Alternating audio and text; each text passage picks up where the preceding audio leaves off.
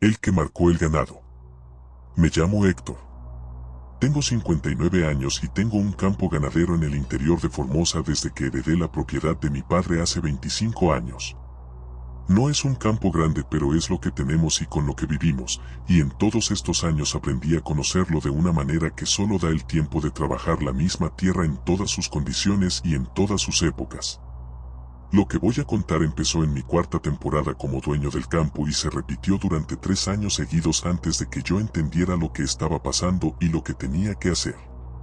No lo entendí solo. Me lo explicaron. Y la explicación cambió la manera en que entiendo el campo que trabajo. Las marcas aparecieron por primera vez en un agosto. Agosto en el interior formoseño es invierno seco, de esos que hacen que el campo tenga esa textura particular de la tierra dura y el pasto bajo que en otras épocas del año no tiene. Es la época en que el ganado se agrupa más que en verano porque el frío nocturno los lleva a buscarse unos a otros. Salí una mañana a revisar el rodeo como parte de la rutina habitual y noté algo en uno de los animales cuando lo estaba contando. Una marca en el lomo. No una herida. Una marca en el pelo, como si algo hubiera pasado sobre el animal en una dirección específica dejando un trazo en el pelaje. No con sangre ni con ningún signo de que la piel hubiera sido cortada o dañada. Solo el pelo aplastado en una dirección diferente al resto, formando una línea que tenía unos 30 centímetros de largo y que era demasiado regular para ser el resultado de que el animal se hubiera rozado con algo. Revisé el resto del rodeo. 4 animales más tenían marcas similares. Llamé al veterinario que atendía mi campo. Vino, revisó los animales, examinó las marcas con la atención de alguien que está intentando ubicar lo que ve en alguna categoría conocida. No pudo. Me dijo que no correspondían a ninguna mordedura ni a ningún arañazo de ningún predador que él conociera de la zona. Que la regularidad de las marcas era lo que más le costaba explicar porque los predadores no producen marcas regulares. Que la piel debajo del pelo estaba sin daño en todos los casos. Que físicamente los animales estaban perfectamente bien. Me preguntó si había algún objeto en el corral con el que pudieran haberse rozado. Revisamos el corral. Sin ningún objeto que pudiera explicar esas marcas específicamente. Se fue sin diagnóstico. El año siguiente las marcas volvieron. También en agosto. También en el mismo rodeo, que para esa época estaba en el potrero más alejado del casco, el que lindaba con el monte bajo que bordeaba la propiedad por el oeste. También sin daño físico visible, también con esa regularidad en el trazo que el primer veterinario no había podido explicar y que el segundo que llamé ese año tampoco pudo. Este segundo veterinario, que era más joven y que había crecido en la zona, me hizo una pregunta que el primero no había hecho. Me preguntó si los animales marcados eran siempre los mismos o diferentes. Le dije que no había verificado eso con suficiente detalle. Me dijo que si la próxima vez que aparecieran marcas yo pudiera identificar cuáles animales eran los afectados y comparar con los del año anterior, eso le parecía información relevante. Lo hice ese año con más atención. Los animales marcados ese segundo año no eran los mismos que el primer año. Eran diferentes. Lo que era consistente era el sector del rodeo donde aparecían las marcas, siempre los animales que pastaban más cerca del alambrado del oeste, el que daba al monte. El tercer año me preparé. Puse una cámara trampa orientada hacia el alambrado del oeste antes de que llegara agosto. No el tipo sofisticado sino el básico que se usa para relevamiento de fauna, con sensor de movimiento y capacidad para grabar de noche. Las marcas aparecieron en la primera semana de agosto, como los 2 años anteriores. Fui a revisar la cámara. Había grabado durante esa noche. Revisé el material. La cámara había capturado en distintos momentos de esa noche movimiento en el perímetro exterior del alambrado. No siempre en el mismo punto. En distintos puntos a lo largo del tramo oeste, como si algo hubiera recorrido el alambrado por afuera durante la noche. Lo que la cámara había capturado no me daba suficiente resolución ni suficiente claridad como para identificar qué era. Lo que sí me daba era confirmación de que algo había estado ahí, moviéndose a lo largo del alambrado exterior, en la noche en que las marcas habían aparecido. Y los animales marcados esa mañana eran exactamente los que habían estado más cerca del alambrado donde la cámara había capturado más actividad. Fui a ver a don Tobías. Don Tobías tenía más de 80 años y vivía en un paraje a unos kilómetros de mi campo. Era de esa zona de toda la vida, de los que conocen el campo formoseño de una manera que ya no es frecuente encontrar porque la generación que lo sigue no tuvo las mismas circunstancias de aprendizaje. Le conté todo. Las 3 temporadas, las marcas, los veterinarios, la cámara, el material que había grabado.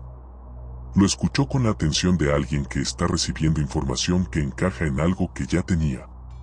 Cuando terminé me pidió que le mostrara las fotos de las marcas que yo había sacado en los 3 años. Las tenía en el teléfono. Se las mostré.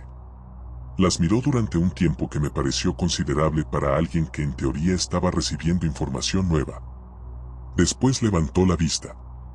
Me dijo que lo que había estado con mi ganado esas 3 noches de agosto no era un predador. Le dije que eso ya lo sabía, que ningún veterinario había podido identificar las marcas como de ningún predador conocido. Me dijo que no era un predador de ningún tipo. Que era otra cosa. Me dijo que en esa zona del interior formoseño, en ese tipo de campo que bordeaba el monte bajo de la manera en que lo hacía el mío, había presencias que los más viejos de la región conocían desde antes de que hubiera campos delimitados con alambrado. Que esas presencias tenían su propio concepto del territorio que no siempre coincidía con los límites que los humanos ponían en los mapas y en el suelo. Que lo que había estado recorriendo el alambrado exterior de mi campo esas noches de agosto estaba marcando lo que consideraba su territorio. Que los animales más cercanos al límite entre mi campo y el monte, los que quedaban en la zona de frontera entre lo que era mío y lo que era de esa presencia, habían recibido la marca porque eran los que estaban en ese límite. Le pregunté qué tipo de presencia era. Me miró durante un momento con esa evaluación específica de los más viejos antes de responder ciertas preguntas. Me dijo que en esa zona lo llamaban de distintas maneras. Que la más conocida era el lobizón. Le pregunté qué debía hacer. Me dijo que lo que no debía hacer era lo que probablemente había estado pensando en hacer, que era reforzar el alambrado, agregar iluminación en el sector oeste, instalar más cámaras. Cualquiera de las respuestas prácticas que un productor ganadero tiene disponibles ante un problema de perímetro. Que ninguna de esas respuestas servía para este tipo de problema porque este tipo de problema no era de ese tipo. Me dijo que lo que debía hacer era reconocer el límite que le estaban señalando. Le pregunté cómo se reconocía un límite de ese tipo. Me dijo que no pastoreando el ganado en el potrero del oeste durante los meses en que las marcas aparecían. Que dejando ese potrero en esas épocas como una zona sin uso activo de mi parte. Que eso era la manera que los más viejos de la zona habían encontrado de convivir con lo que había en ese monte sin que los problemas fueran mayores. Le pregunté si las marcas eran solo una advertencia o si podían escalar a algo peor. Se quedó callado un momento. Me dijo que en todos los años que llevaba en esa zona había conocido casos donde las marcas habían sido seguidas de pérdidas de ganado cuando el productor no había entendido o no había querido entender lo que las marcas comunicaban. Que no podía decirme con certeza que hubiera una relación directa porque nunca la había podido probar de manera que resistiera el escrutinio. Pero que la correlación era suficientemente consistente como para que los más viejos la tomaran en cuenta. El año siguiente no pastoreé el ganado en el potrero del oeste durante julio y agosto. No aparecieron marcas. El año siguiente tampoco pastoreé en ese potrero en esa época. No aparecieron marcas. Lo hice así durante los siguientes años y el patrón se mantuvo. Cuando el potrero del oeste no tenía ganado en julio y agosto, las marcas no aparecían. Cuando lo había tenido, habían aparecido. No le cuento esto a cualquiera.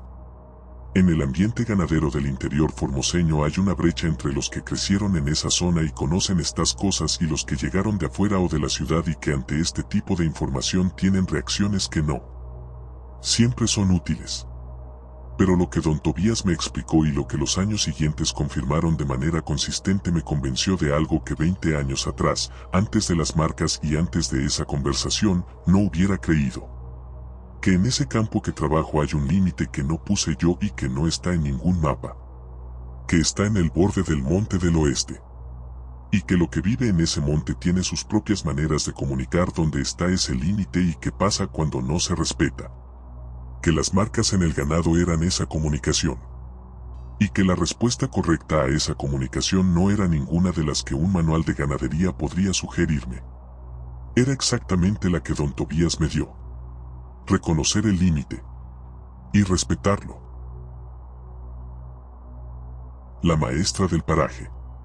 Me llamo Daniela. Tengo 44 años y soy maestra.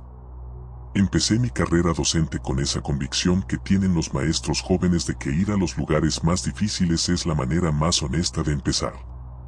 Que quedarse en la ciudad era tomar el camino fácil y que los parajes rurales del interior eran donde el trabajo importaba más. Eso sigo creyéndolo.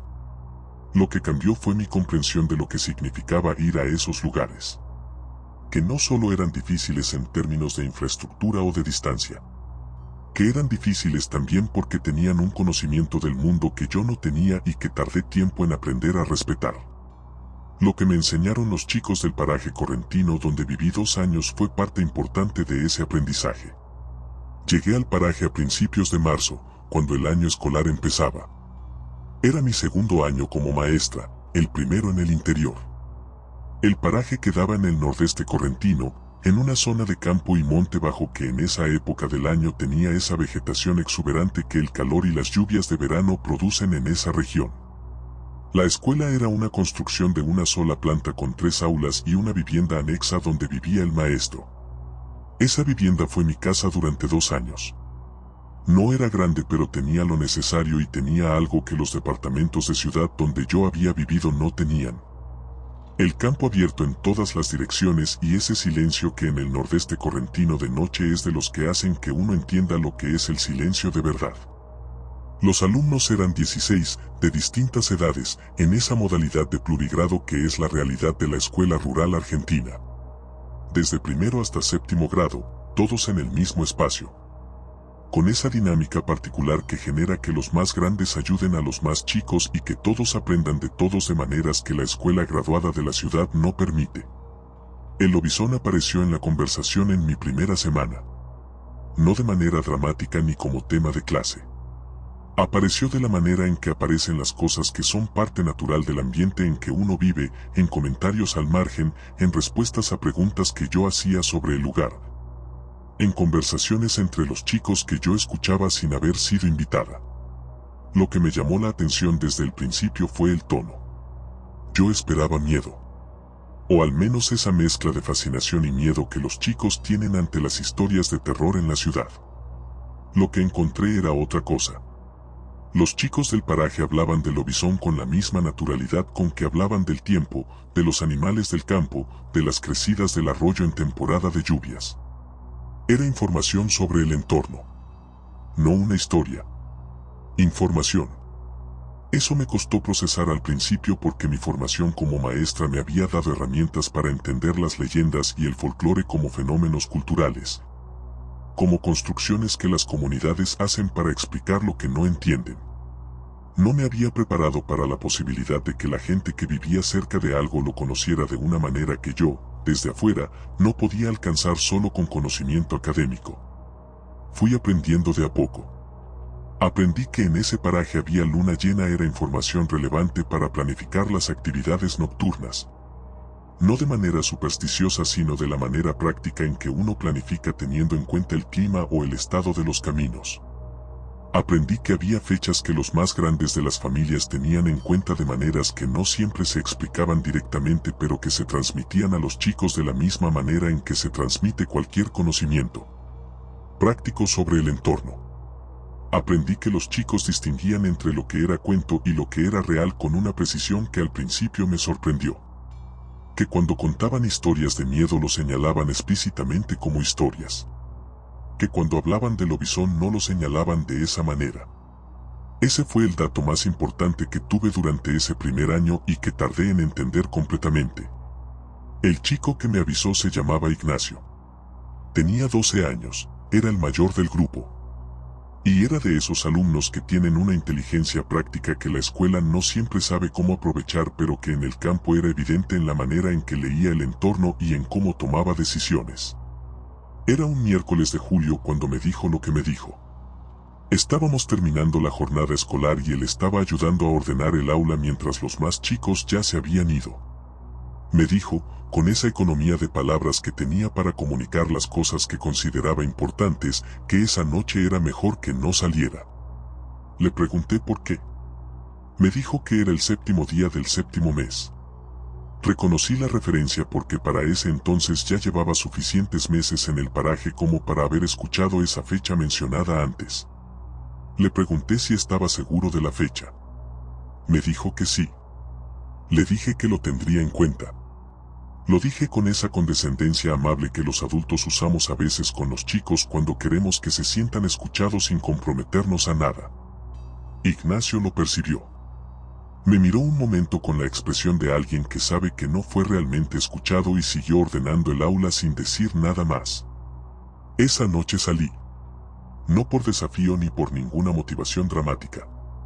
Salí porque era la hora en que habitualmente salía a caminar un rato antes de cenar, una rutina que había incorporado como manera de descomprimir después de la jornada escolar y que el clima de julio, fresco pero manejable en esa zona, hacía agradable. Caminé hasta el borde del campo que quedaba detrás de la escuela, que era el camino habitual de esas salidas. Sin luna esa noche, lo cual era inusual para el 7º de julio, pero que las nubes del atardecer habían terminado cubriendo. Volví antes de lo habitual porque el frío era más intenso de lo que había anticipado. Estaba en la vivienda anexa, preparando la cena, cuando vi algo desde la ventana que daba al campo. No voy a decir que vi al lobizón. No porque no quisiera decirlo, sino porque lo que vi no lo puedo describir con la precisión que requeriría hacer esa afirmación. Lo que vi fue una figura en el campo, a unos 80 metros de la escuela. Grande, erguida, con una silueta que no correspondía a ningún animal doméstico de los que conocía del paraje y que tampoco correspondía a ninguna persona de las que vivían en esa zona, porque en esa hora y en ese lugar no había ninguna razón para que ninguna persona estuviera ahí parada en la oscuridad. Estaba quieta, mirando hacia la escuela. Lo que más me perturbó no fue la figura en sí, sino la duración. No fue un avistaje de fracción de segundo que uno puede atribuir a cualquier cosa. Fue varios minutos, suficientes para que yo me quedara parada en la cocina con la cena a medio preparar, mirando hacia esa ventana con esa certeza específica de que lo que estaba mirando era real y de que la figura en el campo también sabía que yo la estaba mirando. En algún momento que no pude precisar, la figura ya no estaba. A la mañana siguiente, cuando Ignacio llegó a la escuela, lo llamé aparte antes de que empezara la jornada. Le dije que había salido la noche anterior. Me miró sin sorpresa. Le dije que había visto algo en el campo. Me preguntó si había salido lejos. Le dije que no, que había caminado hasta el borde del campo y vuelto. Asintió con la expresión de alguien que evalúa una situación y determina que el resultado fue aceptable dado lo que podría haber sido. Le pregunté qué creía que había visto. Me dijo que lo que siempre estaba ahí en esa fecha. Le pregunté por qué no me había explicado más cuando me avisó el día anterior. Se quedó callado un momento. Me dijo que había cosas que era mejor que una persona entendiera por su cuenta. Que si él me hubiera explicado todo, probablemente yo le hubiera creído menos de lo que le creí después de verlo. Tenía 12 años y tenía razón.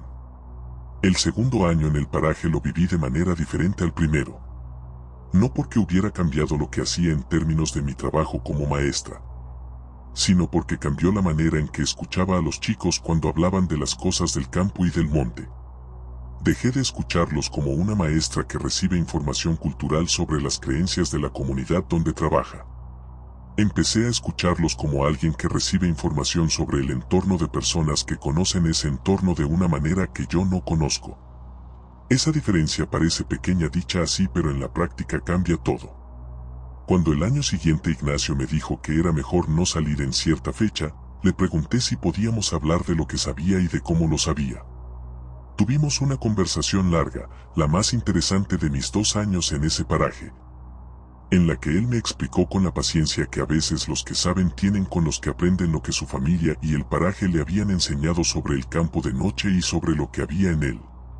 No voy a reproducir esa conversación porque fue entre él y yo y porque parte de lo que me dijo lo dijo con la confianza de que yo no iba a convertirlo en material de clase ni en anécdota de ciudad. Lo que sí puedo decir es que al final de esa conversación entendí algo que resumo así: que los chicos del paraje correntino no tenían miedo del lobizón de la misma manera en que los chicos de ciudad tienen miedo de las historias de terror, porque el lobizón no era para ellos una historia de terror. Era parte del campo donde vivían. Y vivir en un lugar implica conocer todo lo que hay en él. Lo bueno, lo difícil, lo que se respeta de lejos y lo que convive con uno de cerca. Los chicos de ese paraje lo sabían. Yo tardé 1 año y 1 noche de julio en empezar a entenderlo. Si sentiste algo con la historia anterior, espera a escuchar la que viene. Si esto te está atrapando, puedes dejar tu like y suscribirte. El rastreador. Me llamo Atilio. Tengo 56 años y trabajo como rastreador profesional en el Chaco desde los 22. No es un oficio que tenga mucha visibilidad fuera de las zonas rurales donde se practica, pero es un trabajo real con una demanda real. Los productores ganaderos me llaman cuando pierden animales en el monte y necesitan que alguien los encuentre.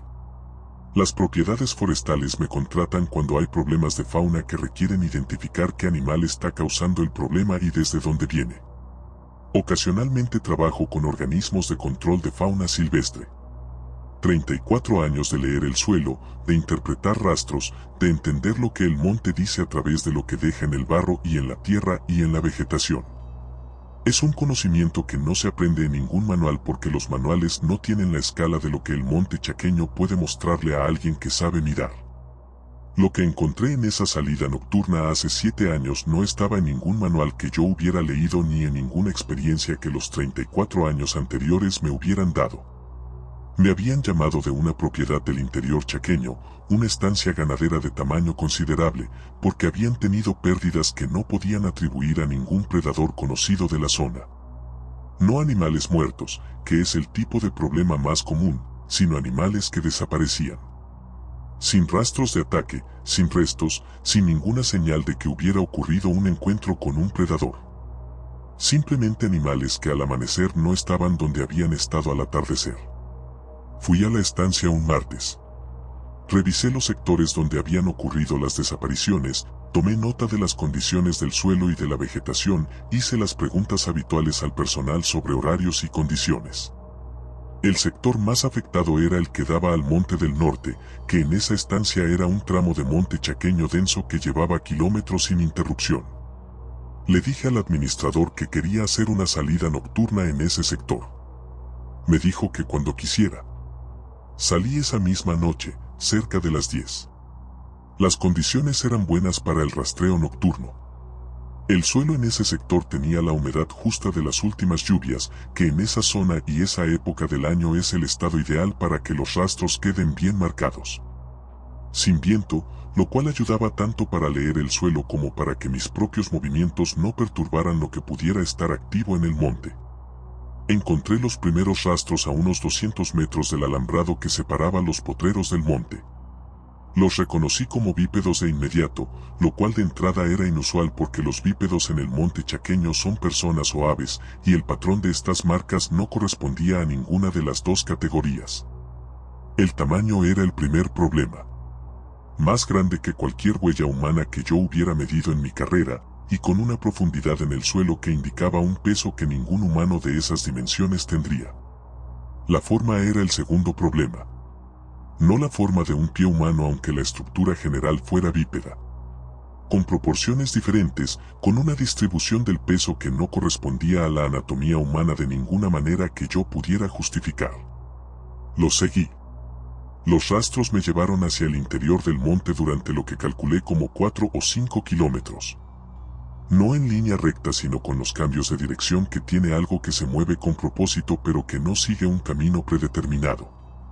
que rodea ciertos árboles, que se detiene en ciertos puntos, que cambia de dirección de maneras que con el tiempo fui leyendo como el patrón de algo que está explorando o marcando un territorio.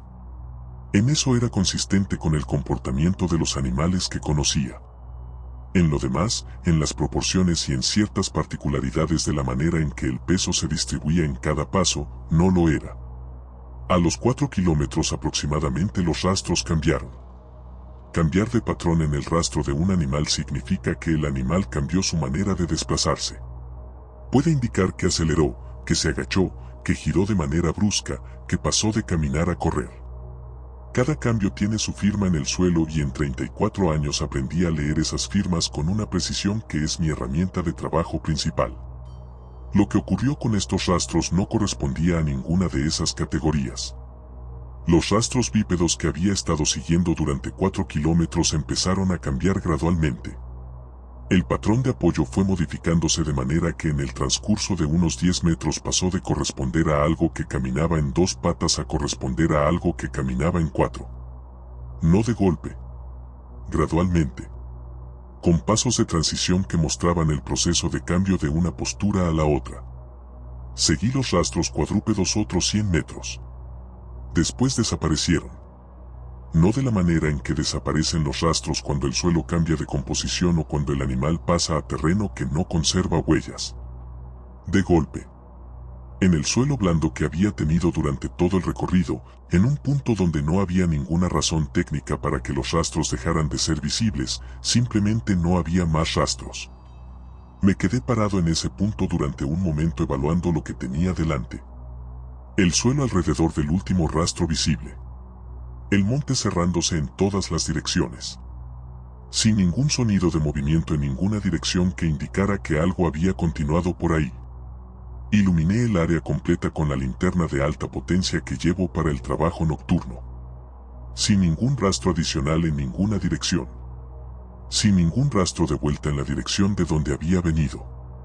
Sin ningún rastro lateral. Algo había estado ahí y había dejado de estar sin dejar ninguna señal de hacia dónde había ido. Fue entonces cuando vi lo que había en el suelo en ese punto. No lo voy a describir en detalle porque es la parte de esta historia que más me cuesta y porque en 34 años de trabajo nunca encontré nada con lo cual pudiera compararlo de manera que la comparación fuera honesta. Lo que puedo decir es que había algo en el centro de ese punto, en el suelo, que no era tierra ni vegetación ni ningún residuo orgánico que yo pudiera identificar. Que tenía una presencia en el suelo diferente a lo que lo rodeaba de una manera que percibí antes de verlo, de la manera en que uno a veces percibe cosas antes de que los ojos las procesen. Que lo iluminé con la linterna y lo examiné desde donde estaba parado, sin moverme del punto donde había llegado. Que decidí no tocarlo.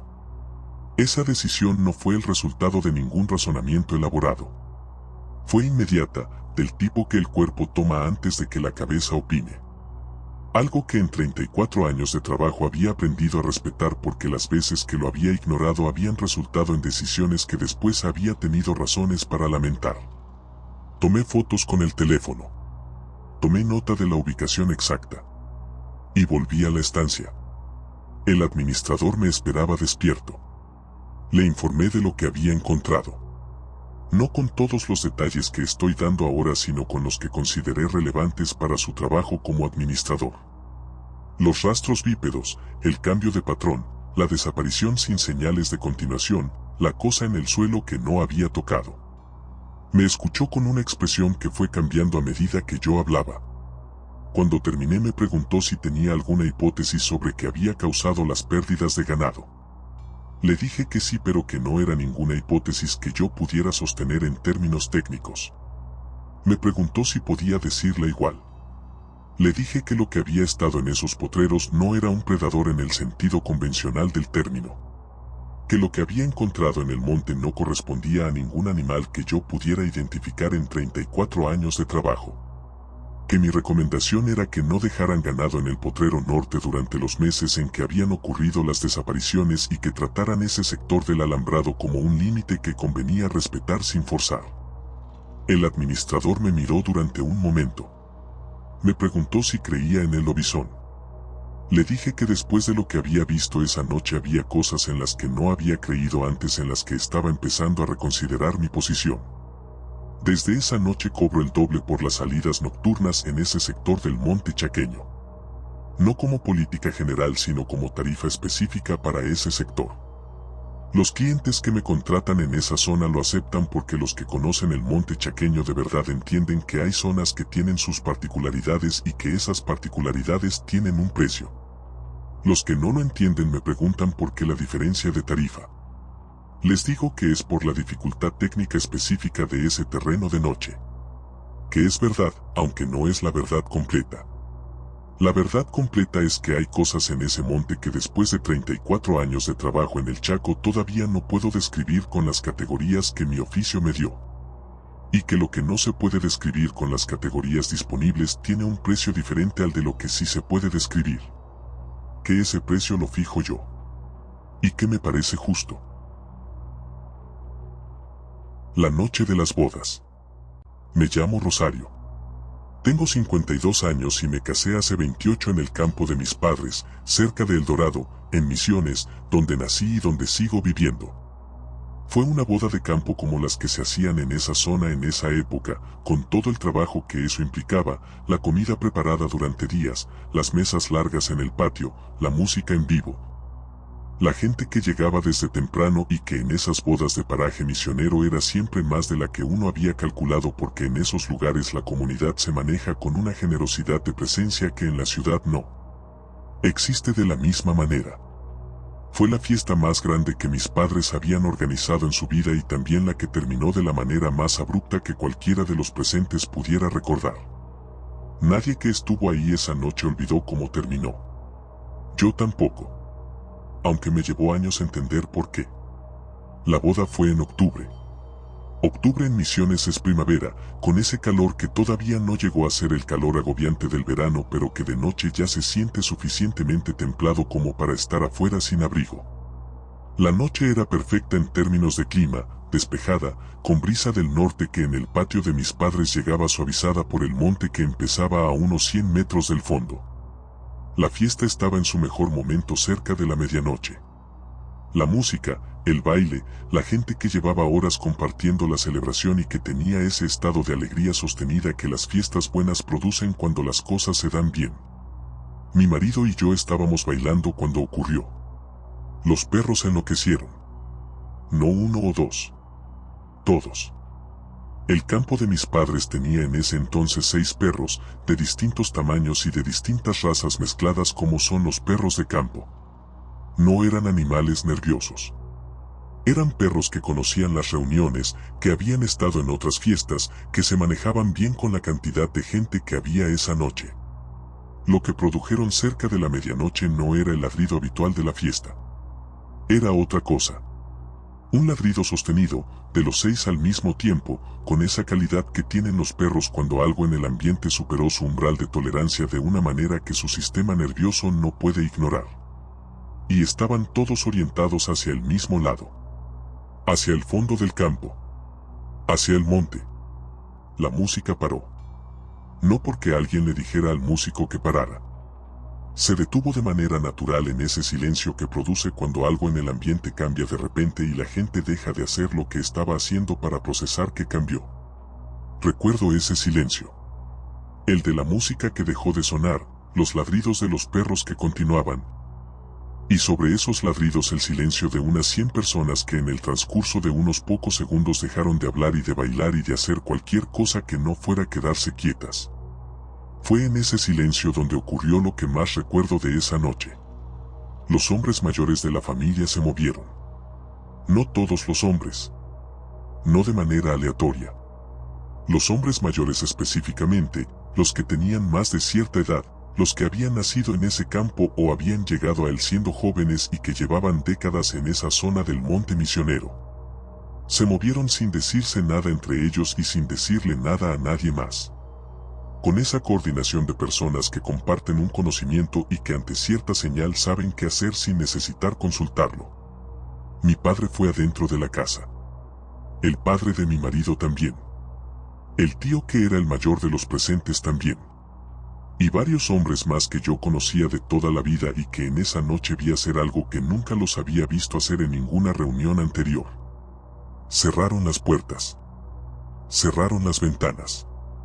Y le dijeron a la gente, con esa calma que tiene la autoridad cuando sabe lo que está haciendo, que la fiesta había terminado. No hubo explicación en ese momento. No hubo anuncio formal ni ninguna frase que dijera por qué. Solo esa comunicación de los que saben que en ciertos momentos la explicación puede esperar y que lo que no puede esperar es la acción. La gente respondió de la manera en que responde ante la autoridad de los que conocen el lugar cuando esa autoridad se ejerce con esa calma. Sin cuestionamiento, sin pedidos de explicación. Con ese movimiento colectivo de personas que entienden, aunque no sepan exactamente qué están entendiendo, que algo en el ambiente requiere que la noche termine. En el transcurso de unos 20 minutos el patio quedó vacío y la casa quedó cerrada. Los perros siguieron ladrando durante un tiempo más. Después, de manera gradual, fueron callando hasta que el silencio fue el silencio normal de esa propiedad de noche. Mi marido y yo no hablamos mucho de eso en los días que siguieron porque los días después de una boda tienen su propia agenda y porque la pregunta de qué había pasado esa noche, sin respuesta inmediata disponible, quedó en ese lugar donde quedan las cosas que uno deja para después. Lo que sí noté en esos días fue que nadie de la familia lo mencionaba. No con el tono de algo que se calla deliberadamente, sino con el de algo que ya fue procesado y que no necesita más conversación. Como si para los que sabían lo que había pasado no hubiera nada que agregar. Y como si para los que no lo sabíamos todavía no fuera el momento de explicarlo. La conversación con mi suegro ocurrió 3 años después. No porque yo la hubiera buscado, sino porque se dio de esa manera en que ciertas conversaciones se dan, cuando el momento es el correcto y cuando la persona que sabe algo decide que es tiempo de que el otro sepa. Estábamos sentados en la galería de su casa, él y yo solos, tomando mate en una tarde sin nada particular.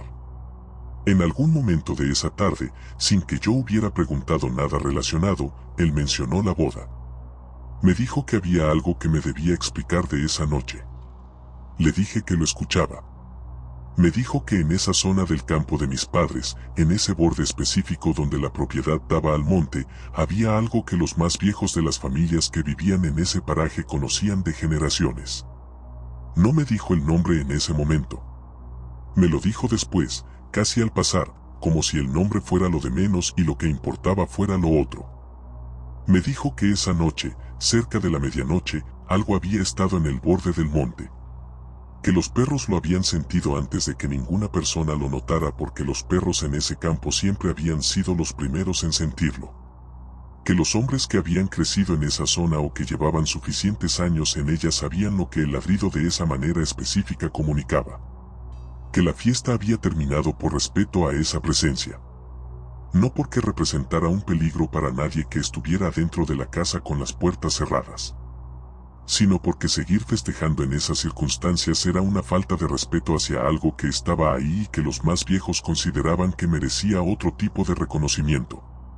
Le pregunté si había sido una coincidencia que ocurriera en la noche de mi casamiento. Se quedó callado un momento. Me dijo que no lo sabía con certeza.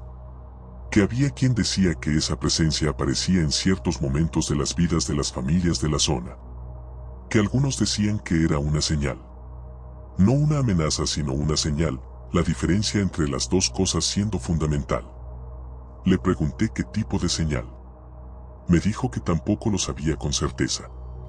Que en su interpretación, construida en décadas de vivir en esa zona y de haber visto esa presencia comunicarse de distintas maneras a lo largo de los años, era simplemente un reconocimiento.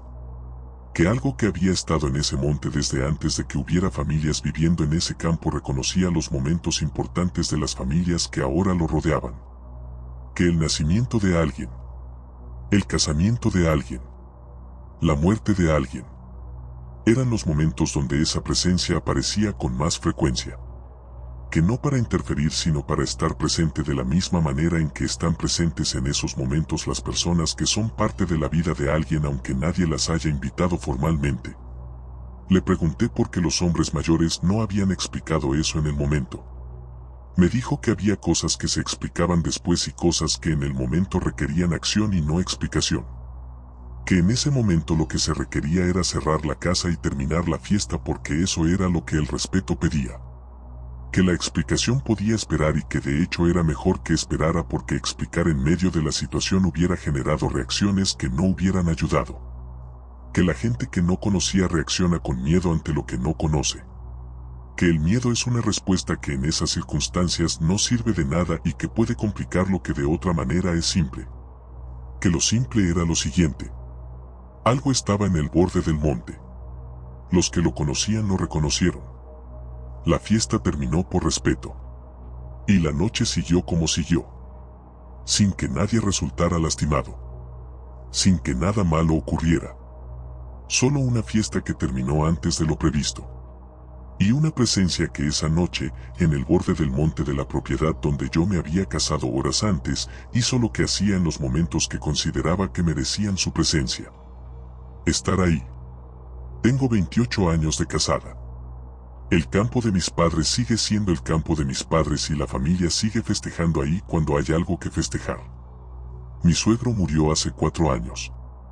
Fue él quien me transmitió el conocimiento que sus mayores le habían transmitido a él, de la misma manera en que se transmiten esas cosas en los parajes del interior misionero. Ahora soy yo quien lo sabe. Y cuando en alguna reunión familiar los perros del campo se orientan todos hacia el monte y empiezan a ladrar de esa manera particular, soy yo la que entra a la casa y cierra las puertas con la misma calma con que lo hicieron los hombres mayores la noche de mi casamiento. Sin explicar demasiado en ese momento. Sabiendo que la explicación puede esperar. Que lo que no puede esperar es el respeto. Y que entender la diferencia entre una señal y una amenaza es exactamente lo que mi suegro me dijo que era. Parte de vivir en ese lugar. Lo que no llegó a cruzar. Me llamo Camilo. Tengo 66 años y soy del norte entrerriano, de un campo donde nació mi padre y donde nació el padre de mi padre. No conozco otra manera de vivir que no sea esta y a esta altura ya no la busco. El camino rural del que voy a hablar lo conozco desde que tengo memoria. Lo caminé de chico siguiendo a mi padre, lo caminé de joven en bicicleta, lo caminé de adulto a pie y en vehículo miles de veces. Es el camino que conecta nuestro campo con el del vecino y con el acceso a la ruta provincial que queda más al sur. Tiene un nombre. Ese nombre lo usamos siempre, la gente del paraje, de la misma manera en que usamos los nombres de los arroyos o de los montes. Como referencia geográfica que todos conocen y que nadie necesita explicar. Lo que no me había explicado nunca nadie, hasta que esa noche de julio lo entendí solo, era por qué ese camino tenía ese nombre. El nombre del camino tiene que ver con el lobizón. No voy a decir el nombre exacto porque no me parece necesario y porque hay familias en esa zona que reconocerían de inmediato el camino y que prefieren no ser identificadas en este tipo de historia. Lo que sí puedo decir es que el nombre hace referencia directa a esa figura del folclore entrerriano de una manera que es obvia para quien conoce la tradición y que para quien no la conoce suena como un nombre más de esos que los caminos rurales del interior tienen sin razón aparente. Crecí con ese nombre. Lo usé toda la vida. Nunca le pregunté a nadie por qué ese camino se llamaba así porque en el campo hay muchas cosas que tienen nombre sin que nadie sepa o recuerde el origen y uno aprende a convivir con ese misterio de la misma manera en que convive con los otros misterios del campo. Esa noche de julio de hace 15 años dejó de ser un misterio. Había ido a visitar a mi vecino Roque que vivía a unos 3 kilómetros por ese camino. Una visita de las habituales, sin motivo especial, de esas que en el interior entrerriano son parte del tejido social que mantiene unida a la gente que vive lejos de los centros urbanos. Salí de lo de Roque cerca de las 9 de la noche. Era julio, con el frío seco del norte entrerriano que en invierno tiene su propia calidad, diferente al frío húmedo de las épocas de lluvia. Luna llena, lo que en ese camino significaba una visibilidad que permitía caminar sin linterna con bastante comodidad. El camino de vuelta lo hago caminando cuando el tiempo lo permite porque los 3 kilómetros son manejables y porque hay algo en caminar esa zona de noche que me gusta desde siempre. El silencio particular, los sonidos del campo, la manera en que la luna hace que el paisaje tenga una calidad diferente a la del día. Llevaba unos 20 minutos caminando cuando vi algo en el campo a mi izquierda. Estaba lejos. lo suficientemente lejos como para que mi primera evaluación fuera visual sin detalles claros. Una figura que se movía en el campo en dirección al camino. Mi primera hipótesis fue un animal. El norte entrerriano tiene su fauna, los zorros, los carpinchos cerca del agua, algún que otro ciervo que se ve de noche. Seguí caminando mientras lo observaba de manera lateral, de esa manera en que uno monitorea algo en el campo sin convertirlo en el foco de atención completa. Pero en el transcurso de los minutos siguientes la figura se acercó lo suficiente como para que la hipótesis del animal conocido dejara de ser sostenible. No era ningún animal que yo pudiera identificar. Dicho así suena menos impactante de lo que fue porque en el campo uno aprende a manejar lo desconocido con cierta calma. Pero lo que vi acercarse en ese campo de luna llena de julio no encajaba en ninguna categoría de lo que 40 y tantos años de vivir en ese campo me habían dado como referencia. Era grande. De eso no había duda. Con esa manera de desplazarse que no correspondía a ningún cuadrúpedo de la zona, pero que tampoco era el movimiento de una persona caminando. Algo intermedio. Una categoría que no existe en ningún manual de fauna, pero que quien la ve una vez entiende de manera inmediata que existe aunque no tenga nombre disponible en ese momento. Me detuve. La figura siguió acercándose. Calculé la distancia. Estaba a unos 80 metros del camino cuando yo me detuve y seguía moviéndose hacia acá. El camino en ese punto es de tierra, lo suficientemente ancho para que pasen dos vehículos sin complicaciones, con banquinas de campo abierto a los dos lados.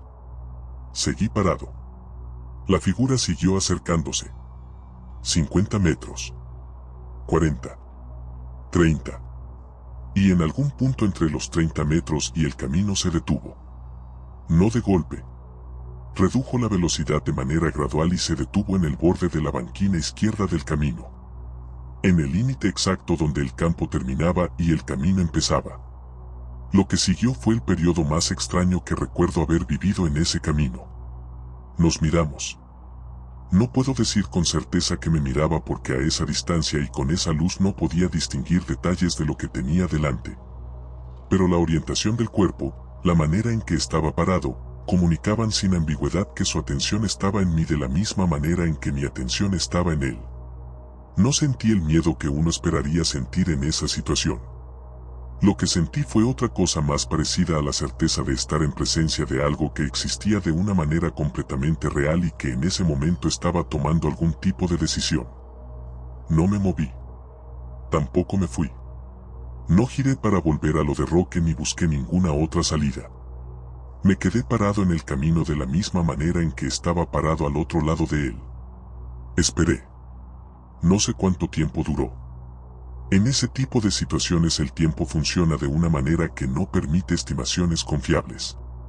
Pueden haber sido 2 minutos o pueden haber sido 10. Lo que sé es que fue suficiente para que yo procesara varias cosas. La primera era que lo que estaba al otro lado del camino no iba a cruzar. No sé cómo lo supe. No hubo ninguna señal explícita, ningún gesto que lo comunicara de manera literal. Pero había algo en la manera en que estaba parado en ese borde del camino que comunicaba que el camino era un límite y que ese límite no iba a ser cruzado. La segunda era que yo tampoco iba a cruzar hacia el otro lado. No por miedo sino porque el límite funcionaba en las dos direcciones y yo lo entendía de la misma manera en que lo entendía lo que estaba al otro lado. Que el camino era el límite entre dos cosas diferentes. Y que esa noche ese límite estaba siendo reconocido de manera explícita por los dos lados. La figura giró. No de manera brusca. Con esa lentitud que tienen los movimientos que comunican algo más que la acción física que los produce. Giró, lentamente, y empezó a volver en la dirección de donde había venido. Lo observé alejarse de la misma manera en que lo había observado acercarse. Con esa misma atención lateral que uno le da a las cosas del campo que requieren ser monitoreadas sin ser enfrentadas directamente. Cuando la figura desapareció en la distancia del campo seguí caminando. El resto del trayecto hasta mi casa fue completamente normal. Frío de julio, luna llena, el camino que conozco de toda la vida. Llegué a casa cerca de las 10:30. Mi mujer estaba leyendo en el living. Me preguntó cómo había estado lo de Roque. Le dije que bien, que nos habíamos quedado hablando más de lo habitual.